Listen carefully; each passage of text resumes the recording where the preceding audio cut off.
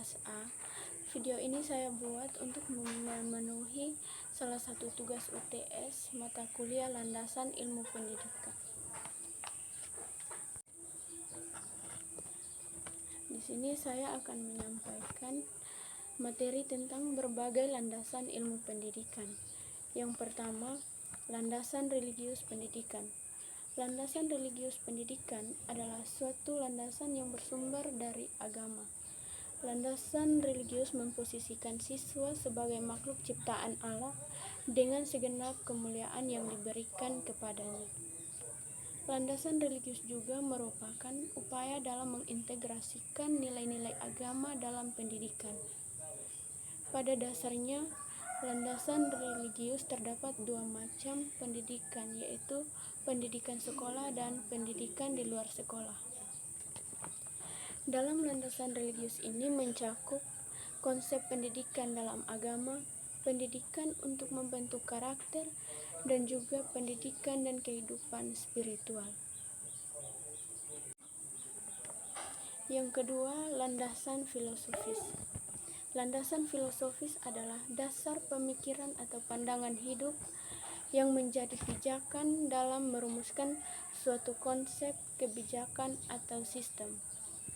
Landasan filosofis ini mendasari tujuan, metode, dan evaluasi pendidikan. Yang pertama, tujuan pendidikan. Tujuan pendidikan ini tergantung pada pandangan filosofis yang dianut. Dalam filsafat idealisme, pendidikan bertujuan untuk mengembangkan potensi spiritual moral siswa, sedangkan dalam filsafat realisme, pendidikan lebih menekankan pada penguasaan ilmu, pengetahuan, dan keterampilan yang berguna bagi kehidupan sehari-hari. Yang kedua, metode pendidikan.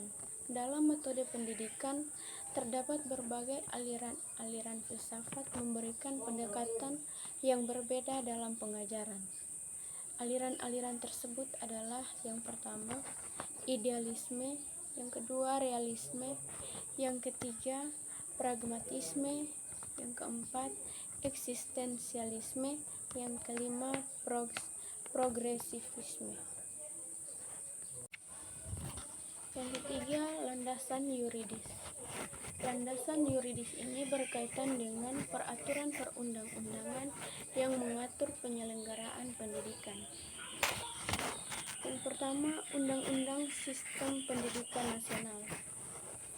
Undang-Undang Nomor 20 Tahun 2003 tentang Sistem Pendidikan Nasional yang merupakan payung hukum bagi seluruh penyelenggaraan pendidikan di Indonesia. Dalam Undang-Undang Sistem Pendidikan Nasional dijelaskan bahwa tujuan pendidikan adalah untuk mencerdaskan kehidupan bangsa dan mengembangkan potensi peserta didik agar menjadi manusia yang beriman, bertakwa, dan berbudi pekerti luhur. Yang kedua, Undang-Undang Dasar 1945 Pasal 31 ayat 1 menyebutkan bahwa setiap warga negara berhak mendapatkan pendidikan. Ini merupakan landasan konstitusional yang mengakui hak setiap individu untuk mendapatkan akses pendidikan tanpa diskriminasi. Pendidikan berfungsi untuk meningkatkan kualitas sumber daya manusia yang pada akhirnya akan mendukung perkembangan bangsa. Yang berikut, peraturan dan kebijakan pendidikan lainnya. Selain Undang-Undang Dasar 1945 dan Undang-Undang Sistem Nasional, terdapat berbagai peraturan dan kebijakan lainnya yang mendukung implementasi pendidikan, seperti Peraturan Menteri Pendidikan dan Kebudayaan, peraturan pemerintah, dan kebijakan pendidikan tingkat daerah. Peraturan ini bertujuan untuk memastikan penyelenggaraan pendidikan berjalan sesuai dengan prinsip-prinsip keadilan, kualitas, dan pemerataan.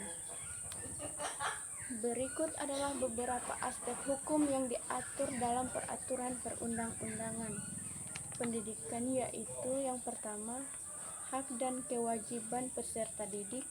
Yang kedua, hak dan kewajiban pendidik. Yang ketiga, pengelolaan lembaga pendidikan. Yang keempat, kurikulum dan standar pendidikan. Yang kelima, pembiayaan pendidikan. Dan yang keenam, pengawasan dan evaluasi pendidikan.